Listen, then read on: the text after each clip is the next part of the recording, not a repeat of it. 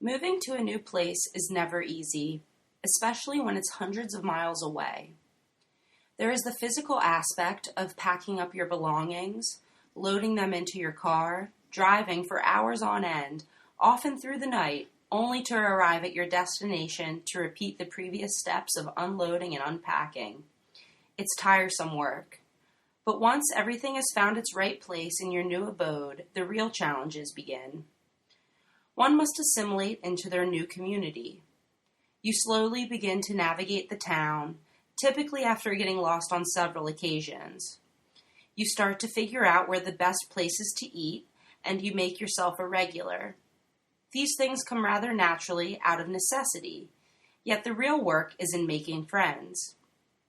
It's a vulnerable feeling to have to put yourself out there to find someone that you're compatible with.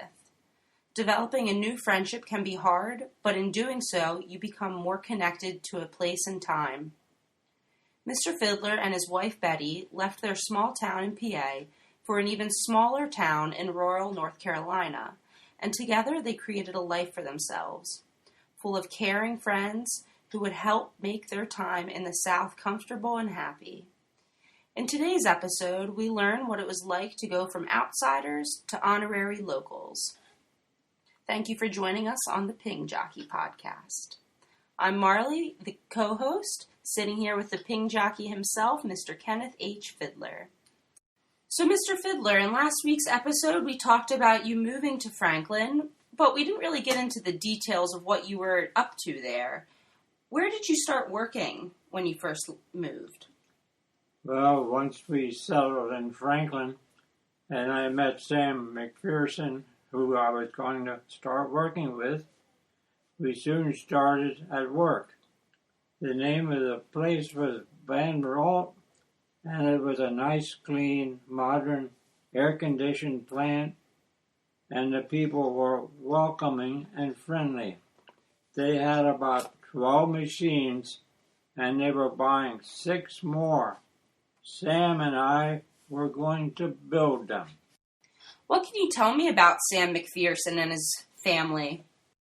He also had just arrived in Franklin pulling a 28-foot trailer with a wife and 2 children. His wife's name was Peg, and they had a daughter, Peggy, and a son, Sammy. I soon found out his wife was from Reading, and I believe that we found she graduated from Reading High School in the same year as my brother. Wow. We found them a small trailer court right outside of town. It's bad enough driving through mountains and roads into Franklin, but imagine pulling a 28-foot trailer. That's quite a feat. Yeah. That's really interesting that they were both from Reading as well. Or that she was. It sure was. Small world. Can you tell me what it was like for you guys to move to Franklin? Yeah, we really loved Franklin. I was getting paid $45 a week for living expenses, which covered all the necessities plus entire running around we did acting like tourists. My regular pay was being deposited at home. I was working 10 hours a day, 5 days a week, and on weekends we acted like tourists gallivanting to wherever we wanted to go. We traveled all around the Smoky Mountains, visited all the tourist traps, and any other place that caught our interest. We really had a ball. There was a 6,000-foot mountain peak that we liked to drive up. It was called White Bald and had a great view. Other weekends we visited many towns around Franklin as well. Like where? They were all small towns, just like Franklin, but each one had something different to offer, and most of them were about 20 or 30 miles away. 70 miles northeast of Franklin, we discovered the town of Asheville. Actually, I guess it was big enough to be called a city. We lived in Macon County, which was a dry county. In other words, we could not buy any beer or liquor in Franklin or the whole county of Macon. If we wanted beer, we had to drive to Georgia border, which was about 15 miles away, where there was a gas station that sold beer. For liquor, we had to drive all the way to Asheville. Soon after we arrived in Franklin, we heard a story about an undertaker who threw a party at his home, and most everyone was invited. Evidently, this was common practice down south. The story went that every Thursday or Friday, he drove over to Asheville with his hearse and loaded up with booze. I don't know how true this was because we never tried to go to the party. Oh, wow. Asheville's a pretty hip town even to this day. Yeah. You guys were pioneering. Yeah. Very cool. Did you have any other friends that you met while you were there? Yeah, while working at Van Roth, I became friends with a mechanic who took care of their equipment. His name was John Cogan, and Betty became friends with his wife, Carolyn. Sometimes we visited each other and we went out together. After paying for some car repairs, the four of us decided to go to Asheville for the day. We got all dressed up and went and had a nice dinner there. Even though we could buy liquor in Asheville, they did not serve it in the restaurant.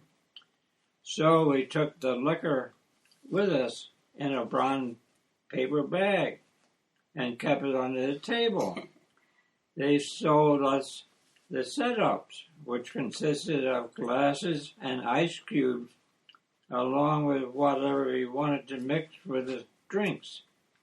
We had a real nice time together and headed home to Franklin pretty late.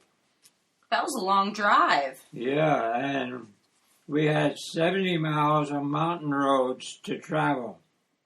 About halfway home, as we were coming up this real big hill, and all of a sudden the engine started to run rough and lost power. I finally had to stop. Luckily, I had some tools in the trunk, and better yet, John knew quite a bit about car engines.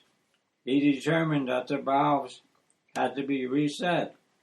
He said they were set too close when they rebuilt my engine. So he took the valve cover off and readjusted the valves right there on the side of the lonely road. Half an hour later, we were off and running, and everything was fine. I sure was glad that he was along that night. Oh, boy. You guys would have been stranded. I would probably be there, yeah. Whew. What else can you tell me about your time in Franklin? Well, Franklin was a county seat of Macon County with a courthouse in a square. It must have been built about 1870, and when we went inside, we saw where everybody had missed the spittoon over the years.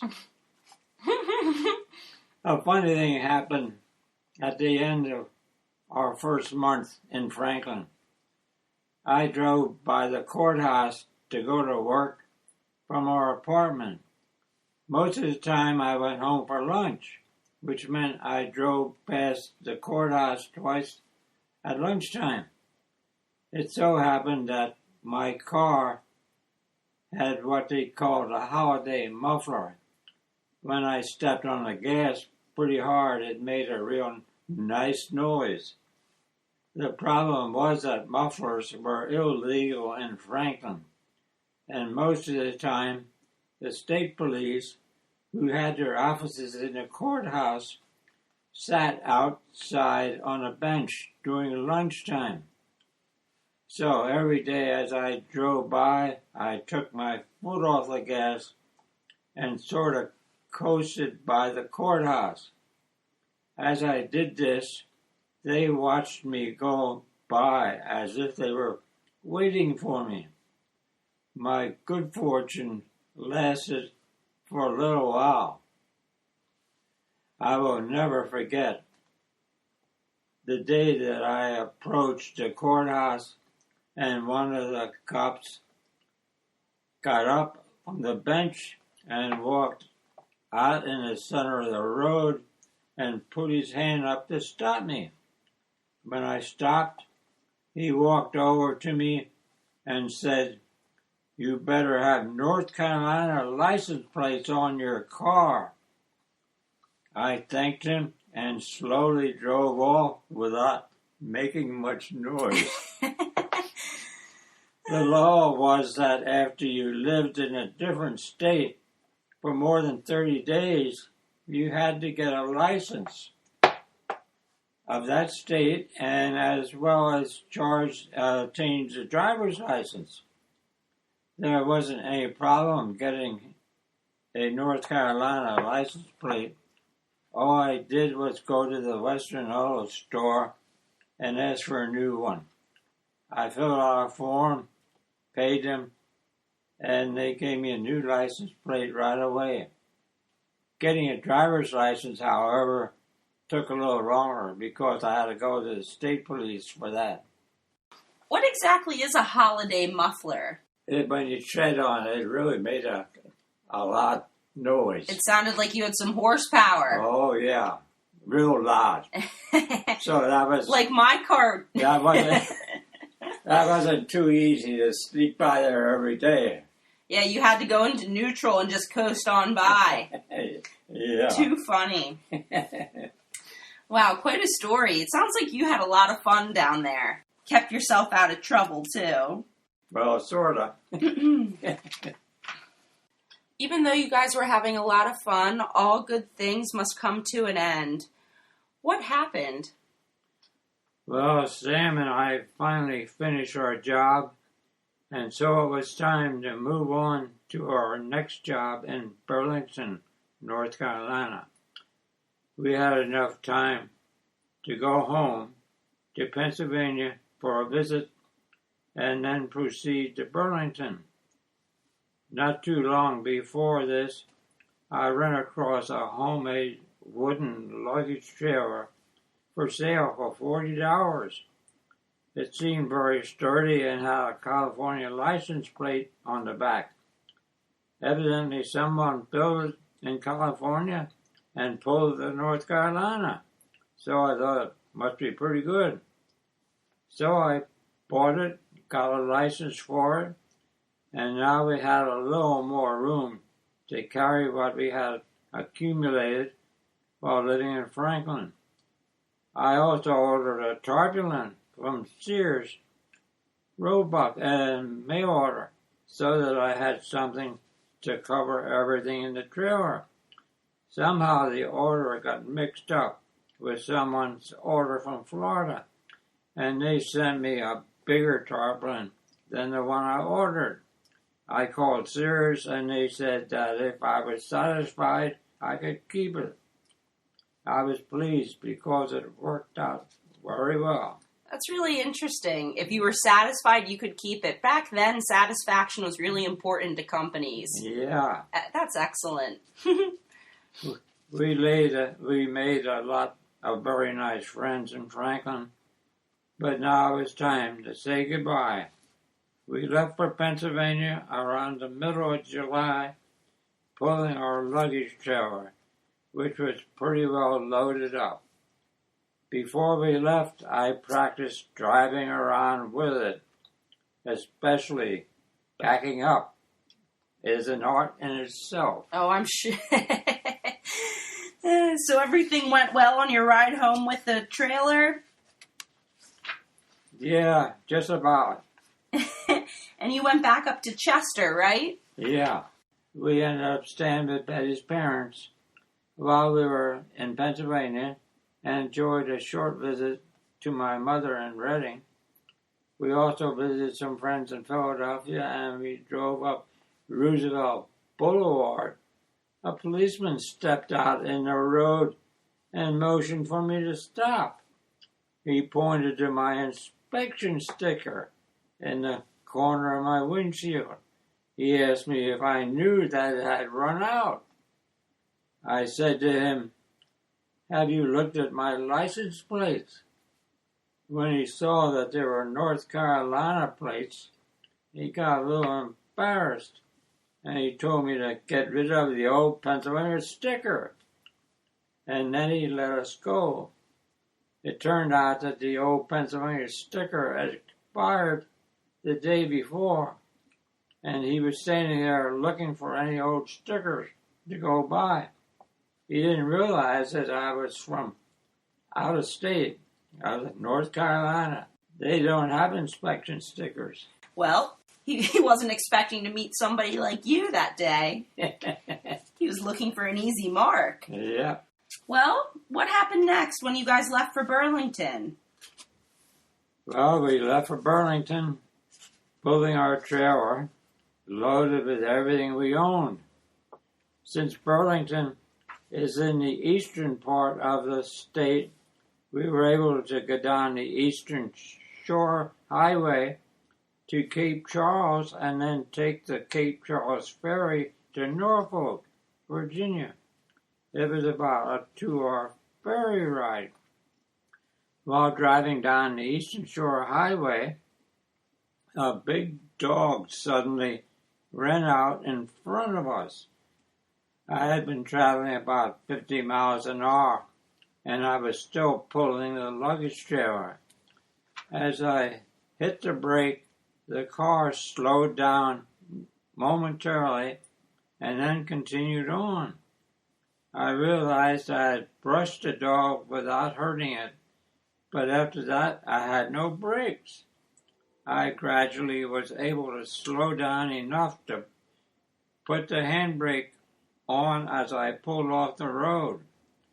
After inspecting our car, I discovered that the weight of the trailer caused the back of the car to ride low enough to rub on the hydraulic brake line and wear it thin enough that when I hit the brake so hard it ruptured the brake line. It held just long enough that I didn't hurt the dog.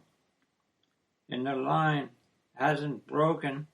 If the line hadn't broken and my brakes had held, I might have skidded or the trailer might have jackknifed and caused a bad accident.